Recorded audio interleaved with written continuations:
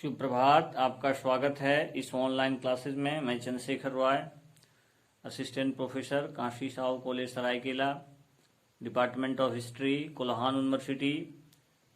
Dear students, आज हम चर्चा करेंगे यूजी सेमेस्टर 6 के लिए पेपर नंबर 14 के विषय में।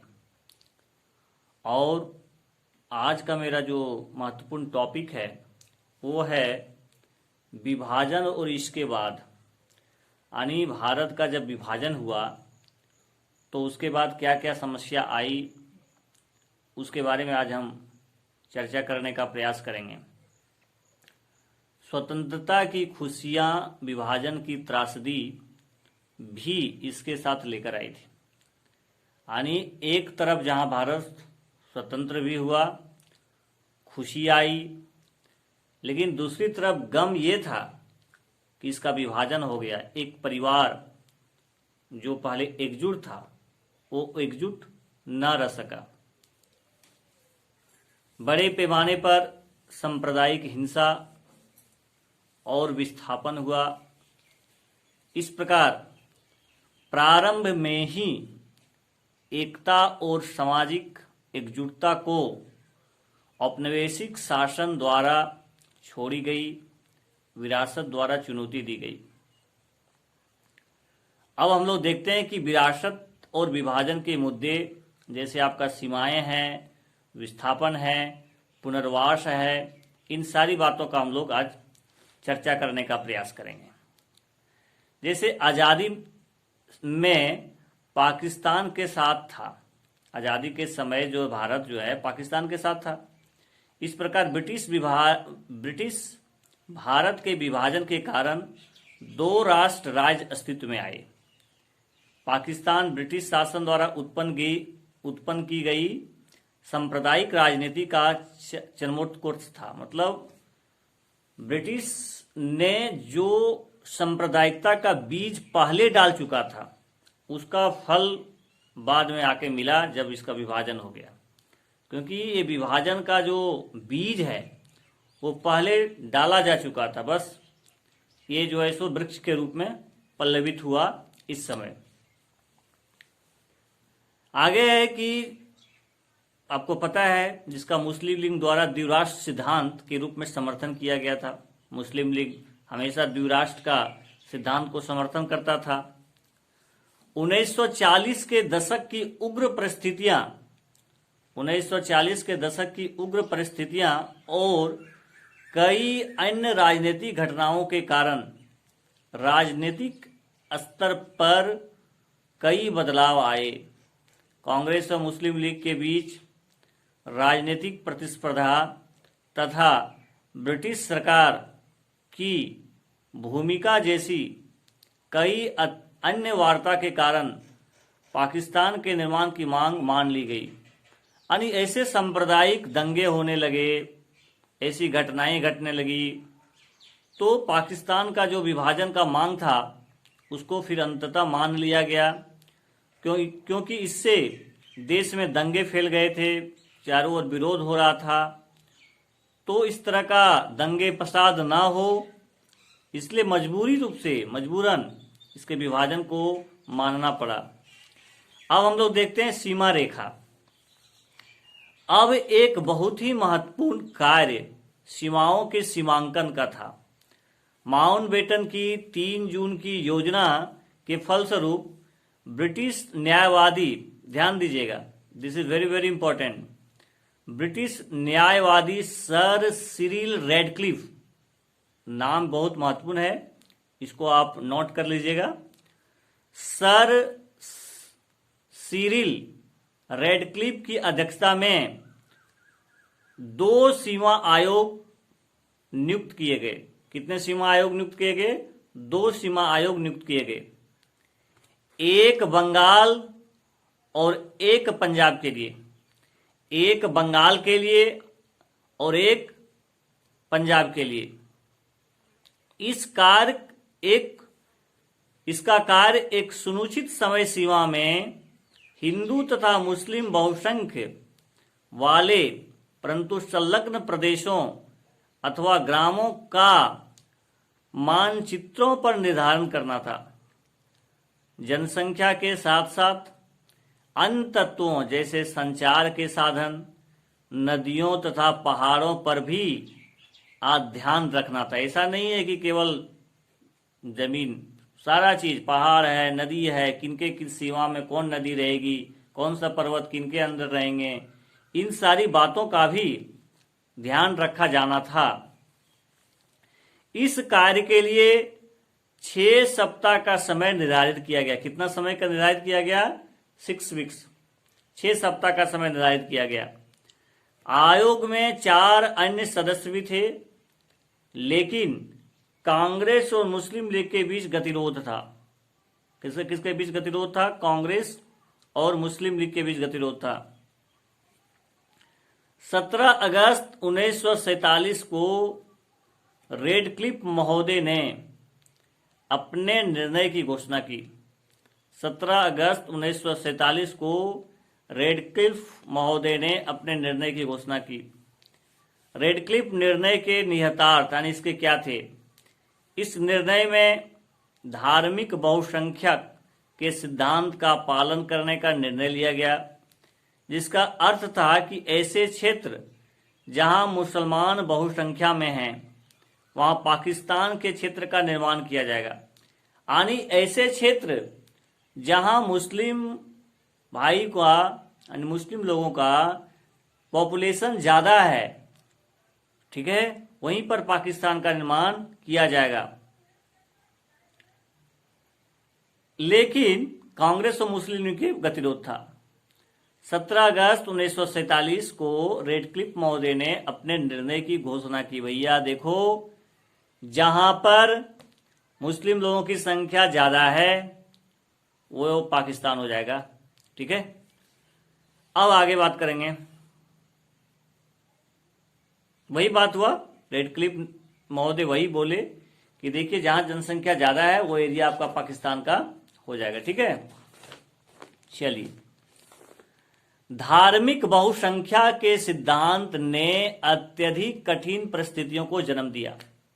पहला है, ब्रिटिश भारत में कोई भी ऐसा क्षेत्र नहीं था। ब्रिटिश भारत में कोई क्षेत्र ऐसा नहीं था जहां मुसलमान बहुसंख्यक हो, कोई ऐसा क्षेत्र नहीं था। भारत के पश्चिम और पूर्वी हिस्सा ही 2 ऐसे क्षेत्र थे। भारत के पश्चिम और पूर्वी क्षेत्र 2 ही ऐसे क्षेत्र थे जहां मुस्लिम जनसंख्या का अति संकेंद्रण था। इसीलिए यह निर्णय लिया गया कि नए देश पाकिस्तान में 2 क्षेत्र होंगे, पहला पश्चिमी पाकिस्तान और दूसरा पूर्वी पाकिस्तान। प्यारे विद्यार्थी जी, आपको मैं बताया था इसके पहले भी, जब आप देखिएगा भारत और पाकिस्तान के साथ संबंध जब हम आपको बता रहे थे, पढ़ा रहे थे, तो उसमें आपको मैंने बताने का प्रयास किया था कि भारत और पाकिस्तान, ठीक है, यानी भारत और पाकिस्तान के संबंधों के संदर्भ में आपसे मैंने बात किया था कि कैसे 1971 ईस्वी में जो है एक नया देश बन जाता है, जिस देश का नाम था बांग्लादेश। वो पूर्वी पाकिस्तान था और भारत के सैनिकों ने पाकिस्तान के सैनिकों को आत्मसमर्पण करने के लिए मजबूर किया था। अब बताइए, तो यही आपका जो है ये जो सीमा निर्धारण हुआ, तो उसमें बोला गया कि देखो भैया, पाकिस्तान तो बन गया, लेकिन उसमें एक पूर्वी पाकिस्तान होगा, एक पश्चिमी पाकिस्तान होगा। ठीक है, नेक्स्ट महत्वपूर्ण पॉइंट है कि सभी मुसलमान पाकिस्तान में सम्मिलित होने के पक्ष में नहीं थे। सभी मुसलमान ऐसा नहीं चाहते थे कि हम सब पाकिस्तान में मिल जाएं। सीमांत गांधी का नाम आप सुने होंगे, जानते होंगे। This name was very popular in modern Indian history. Khan Abdul Ghaffar Khan, इन्हीं को सीमांत गांधी बोला जाता है। ये बहुत बार कंपटीशन के एग्जाम में पूछा गया है, UPSC, JPSC, BPSC, other UPPCS examination, है ना। दिस क्वेश्चन वाज इंपॉर्टेंट, ठीक है। तो जो पश्चिमी सीमा प्रांत के निर्विवाद नेता थे, इनमें कोई विवाद नहीं था। ये पाकिस्तान, पश्चिमी पाकिस्तान के बहुत ही महत्वपूर्ण नेता थे, ने द्विराष्ट्र सिद्धांत का दृढ़ विरोध किया। देखिए कितना सच्चे मुसलमान थे, इनके अंदर राष्ट्रभक्ति थी, ये देश का विकास चाहते थे। वो जानते थे कि भारत यदि अलग हो जाएगा तो कई तरह की समस्या को जन्म देगा। आपसी विवाद होंगे, सीमा से संबंधित विवाद होंगे, कई तरह की विकास की समस्या आएगी। इसीलिए भले सीमांत गांधी पश्चिमी पाकिस्तान के एक बहुत अच्छे नेता थे, फिर भी उन्होंने ये जो द्विराष्ट्र सिद्धांत था कि पाकिस्तान को अलग करो, उसका वो विरोध करते थे। खान अब्दुल गफार खान ने सीमित मताधिकारों के प्रावधान के कारण जनमत संग्रह का बहिष्कार किया। इसीलिए मैदान में बची एकमात्र प्रतियोगी मुस्लिम लीग स्वतः विजयी हो गई और अंततः पश्चिमोत्तर सीमा प्रांत, जिसको शॉर्ट में बोलते हैं NWFP, का पाकिस्तान से विलय कर दिया गया। नेक्स्ट महत्वपूर्ण पॉइंट है, ब्रिटिश भारत के मुस्लिम बहुसंख्यक दो प्रांत, पंजाब और बंगाल के एक बड़े क्षेत्रफल, पंजाब और बंगाल के एक बड़े क्षेत्रफल, गैर मुस्लिम आबादी भी बहुसंख्या में थी, गैर मुस्लिम आबादी भी बहुसंख्या में थी। अंततः यह निर्णय लिया गया, यानी अंततः यह निर्णय लिया गया कि जिला, यहां तक कि इसमें निचले प्रशासनिक स्तर पर धार्मिक बहुसंख्या के आधार पर इन दो प्रांतों का विभाजन किया जाएगा। इन दो प्रांतों के विभाजन ने विभाजन को एकजुट अनुभव बना दिया। नेक्स्ट महत्वपूर्ण पॉइंट है अंतिम गंभीर बात यह थी कि सीमा के दोनों ओर आबादी का एक बड़ा हिस्सा ऐसा था जिसे अल्पसंख्यक कहा जा सकता था, जिसको अल्पसंख्यक कहा जा सकता था। जो क्षेत्र अब पाकिस्तान में है, वहां लाखों की संख्या में हिंदू और सिख आबादी थी, लाखों की संख्या में सिख और हिंदू आबादी थी। ठीक इसी तरह पंजाब और बंगाल के भारतीय भूभाग में भी लाखों की संख्या में मुसलमान आबादी थे। सदियों से आबाद रहे उसी जमीन पर ये विदेशी बन गए थे। दोनों तरफ के अल्पसंख्यक भय के वातावरण में रहते थे और विभाजन के दौरान क्रूर हिंसा से अपने जीवन की रक्षा के लिए उन्होंने अपने घर को छोड़ दिया था। अब आगे बात करते हैं कि आखिर ये जो सीमा निर्धारण था, इस निर्णय की सीमा क्या हुई, इस निर्णय की सीमा के बारे में चर्चा करेंगे। न्यायमूर्ति रेडक्लिफ, देखिए एक चीज यहां गौर करने वाली बात है कि जो रेडक्लिफ महोदय थे, एक तरह से वो जज थे, न्यायमूर्ति, ठीक है। न्यायमूर्ति रेडक्लिफ को भारत के बारे में कोई पूर्व ज्ञान नहीं था। का पहले से उनको भारत के विषय में कोई विशेष जानकारी नहीं थी। दूसरा महत्वपूर्ण पॉइंट है, कार्य के लिए उसके पास कोई विशेष ज्ञान भी नहीं था। तीसरा महत्वपूर्ण है, उनके पास सलाहकार और विशेषज्ञ का अभाव था। इस निर्णय के लिए 6 सप्ताह की सीमा तय की गई थी। तो ये सब महत्वपूर्ण मुद्दे थे और ये कमियां रह गई इस आयोग में, जिसके कारण से जो निर्णय अच्छा होना चाहिए था, जिस पर कोई विवाद ना हो, ऐसा निर्णय ना हो सका।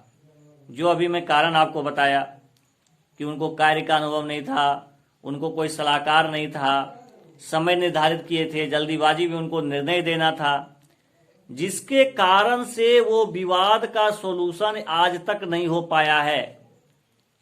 हड़बड़ी में वो अपना निर्णय दे दिए, सीमा का निर्धारण हो गया, आज भी सीमा विवाद को लेकर जूझ रहा है दोनों देश। अब है कि विभाजन के परिणाम क्या हुए। वर्ष 1947 में बड़े पैमाने पर एक जगह की आबादी दूसरे जगह जाने को मजबूर हो गई। एक जगह की आबादी दूसरे जगह जाने को मजबूर हुई थी।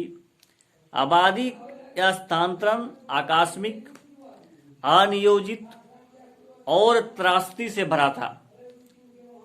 मानव इतिहास के अब तक ज्ञात सबसे बड़े स्थानांतरों में से यह एक था। अब नेक्स्ट है, सीमा के दोनों ओर क्रूर हत्याएं, अत्याचार, बलात्कार हुए। ये परिणाम मैं बता रहा हूं, इम्पैक्ट, रिजल्ट क्या हुआ विभाजन के बाद। भारत में इसका क्या प्रभाव पड़ा, पाकिस्तान में इसका क्या प्रभाव पड़ा, कैसी अव्यवस्था फैली, इन सारी बातों का हम चर्चा कर रहे हैं।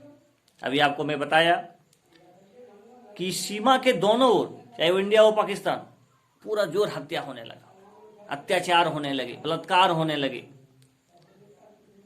नेक्स्ट महत्वपूर्ण पॉइंट है, लाहौर, अमृतसर और कोलकाता जैसे शहरों सांप्रदायिक अखाड़ा के केंद्र बन गए। जहां कट रहा है तो कटते जा रहा है आदमी।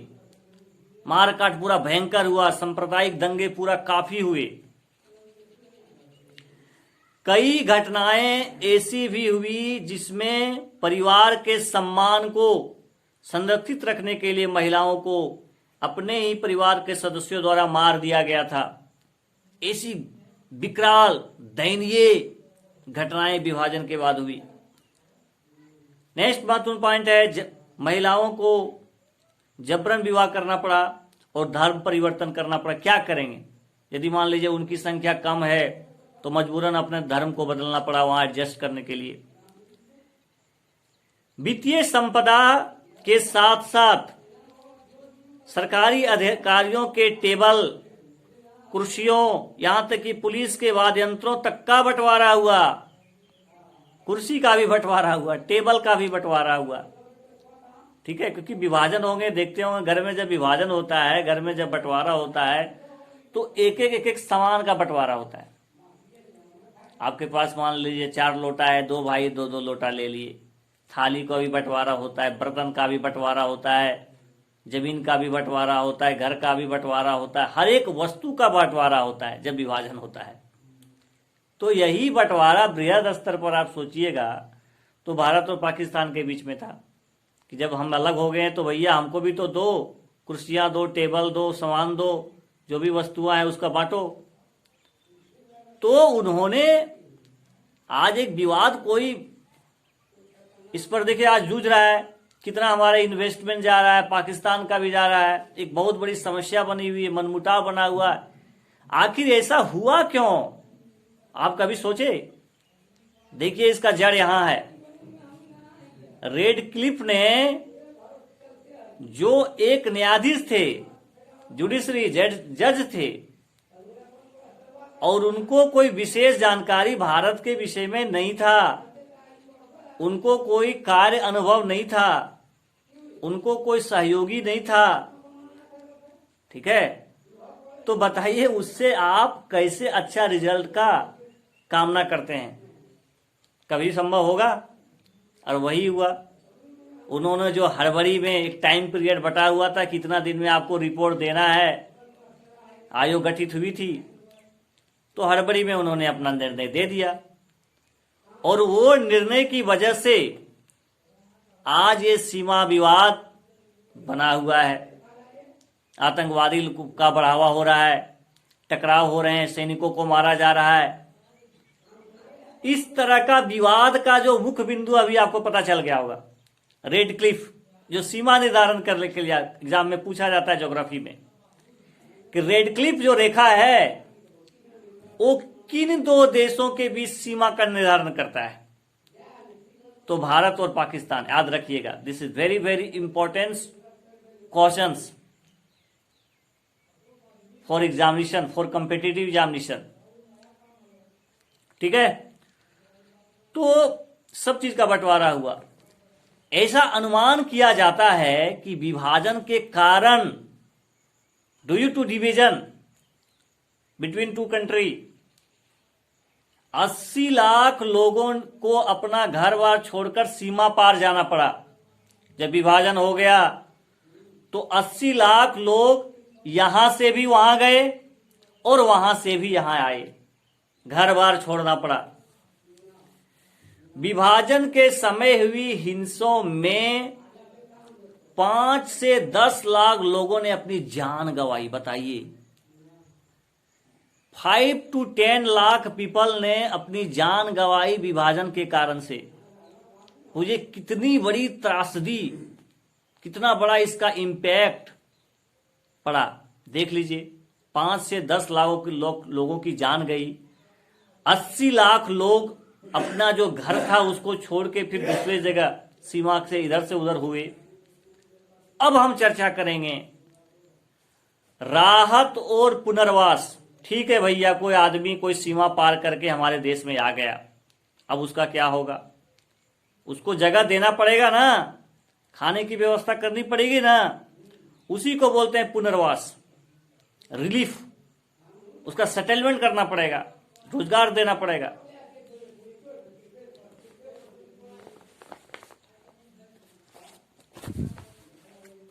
भारत सरकार पाकिस्तान से आए 60 लाख, ध्यान दीजिएगा, this data is important, 60 lakh शरणार्थियों के पुनर्वास और उन्हें राहत प्रदान करने में सफल रही थी। 60 लाख लोगों को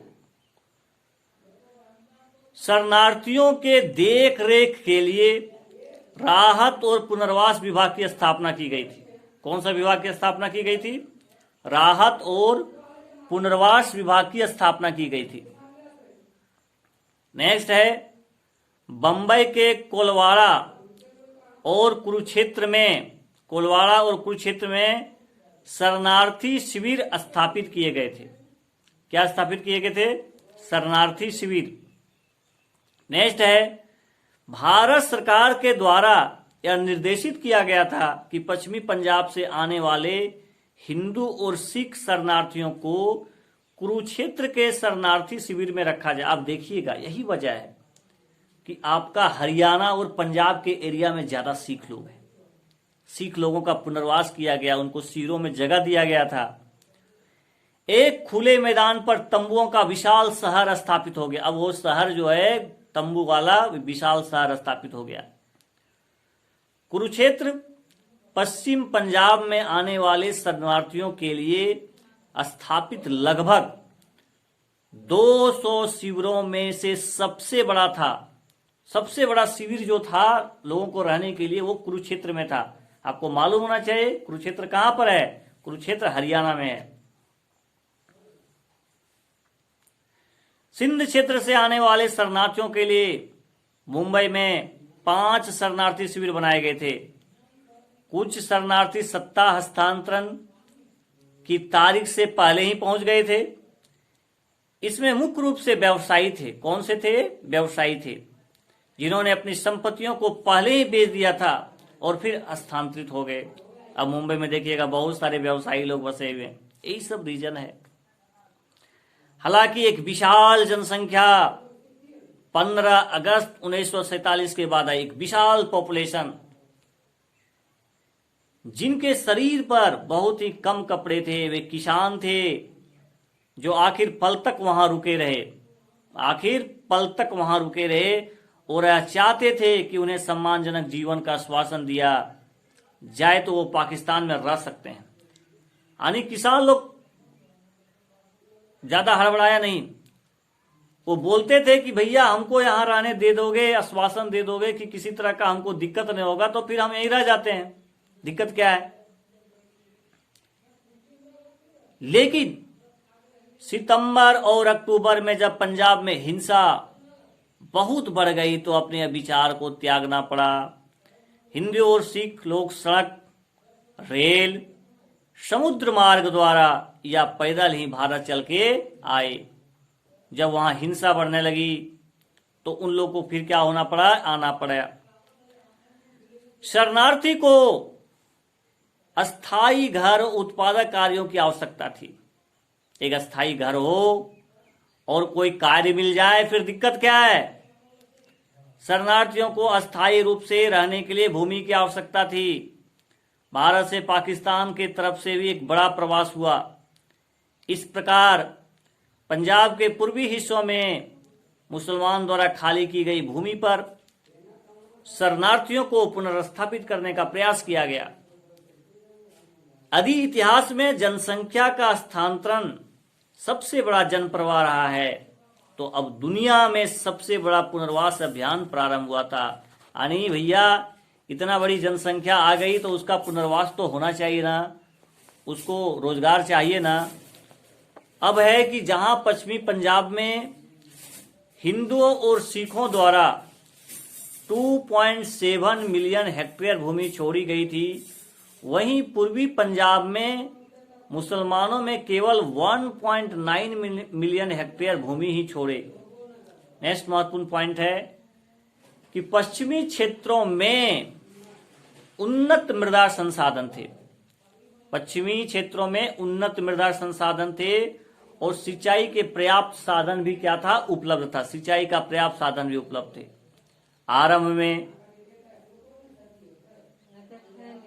आरंभ में शरणार्थी किसान के प्रत्येक परिवार को 4 हेक्टेयर भूमि आवंटित की गई थी। किसान के प्रत्येक परिवार को 4 हेक्टेयर भूमि आवंटित की गई थी और ध्यान नहीं रखा गया कि पाकिस्तान में उसके पास कितनी भूमि थी। बीज और उपकरण खरीदने के लिए ऋण दिए गए। जब इन अस्थायी भूखंडों पर खेती शुरू हुई तो अस्थायी आवंटन के लिए आवेदन आमंत्रित किए गए। प्रत्येक परिवार को इस बात का साक्ष्य प्रस्तुत करने को कहा गया कि उन्होंने पूर्व में कितनी भूमि छोड़ी थी। 10 मार्च 1948 से आवेदन लिए गए। 1 महीने के भीतर आधा लाख से ज्यादा दावों को दर्ज किया गया। इन दावों को खुली सभा में सत्यापित किया गया, जिसमें एक ही गांव में अन्य प्रवासी भी शामिल होते थे। चूंकि प्रत्येक दावों को सरकारी अधिकारियों द्वारा पढ़ा गया था, अतः असेंबली ने इसे मंजूरी दे दी, संशोधन किया या अस्वीकार कर दिया। अनुमानतः कई शरणार्थियों द्वारा प्रस्तुत दावे को पहले ही नजर में अतिशयोक्तिपूर्ण पाया, मतलब उसको लगा कि भाई ये सही नहीं है, ये ऑथेंटिक नॉलेज नहीं दे रहा है। हालांकि प्रत्येक झूठे दावे के लिए उन्होंने दंडित किया गया। कभी कभी उनको आवंटित भूमि को कम कर दिया गया, उन्हें कारावास के रूप। जैसे कोई आदमी को बोला भैया आपके पास कितना जमीन था, अब वो झूठ में बोल दिया उसके पास 2 हेक्टेयर था, वो बोल दे रहा 10 हेक्टेयर था। जब वो आदमी अपनी दस्तावेज को फॉल्ट करके, गलत बात बोल करके, झूठा बोल करके जब वो पकड़ा जाता था, जब उसकी जांच होती थी तो उस पर जुर्माना भी लगाया गया, कारावास में भी डाला गया, दंडित किया गया। इस तरह के कुछ मामलों में लगभग 25% वृद्धि हुई। बहुत लोग ऐसा गलत बोलता था, रहता कुछ था, बोल दिया कुछ। दावों को इकट्ठा करने, एकत्र करने, सत्यापित करने और कार्य करने के लिए जुलुंडर आधुनिक जालंधर में एक पुनर्वास सचिवालय स्थापित किए। एक सचिवालय, सेक्रेटेरिएट जिसको बोलते हैं, एक सचिवालय स्थापित किया गया था। भारतीय सिविल सेवा के सरदार तरलोक सिंह ने, ध्यान दीजिएगा इस नाम को, बहुत महत्वपूर्ण है, सरदार तलरोक सिंह ने पुनर्वास क्रियाओं का नेतृत्व किया। ये पुनर्वास विभाग के महानिदेशक थे। लंदन स्कूल ऑफ इकोनॉमिक्स से स्नातक तरलोक सिंह ने अपने अकादमिक प्रशिक्षण के अनुभव को अच्छी तरह से प्रयोग किया। इनके नवीन विचारों ने शरणार्थियों के पुनर्वास को सफल बनाया। इस प्रकार पुनर्वास के कार्य को पूरा करने में समय लगा और 1951 तक पश्चिमी पाकिस्तान के शरणार्थियों के पुनर्वास की समस्या को पूरी तरह से सुलझा दिया गया। पूर्वी बंगाल से आने वाले शरणार्थियों के पुनर्वास की समस्या इसलिए ज्यादा गंभीर थी क्योंकि वहां से हिंदुओं को आना कई वर्षों तक चलता रहा। आप देखिएगा, असम का इलाका ले लीजिए, आज भी बांग्लादेशी कितने लोग वहां पड़े हैं, घुसपैठ हो रहे हैं। इसीलिए एनआरसी और सीएए का काफी विरोध वहां के लोग करते हैं। लेकिन अभी तो वर्तमान को आप देख रहे हैं, देखिए इसका क्या है, हिस्टोरिकल बैकग्राउंड रहा है। ठीक है, अब है कि इसीलिए पूर्वी जो बंगाल है वहां पर इस तरह की समस्या ज्यादा हो गई क्योंकि वहां पर आते रहते थे।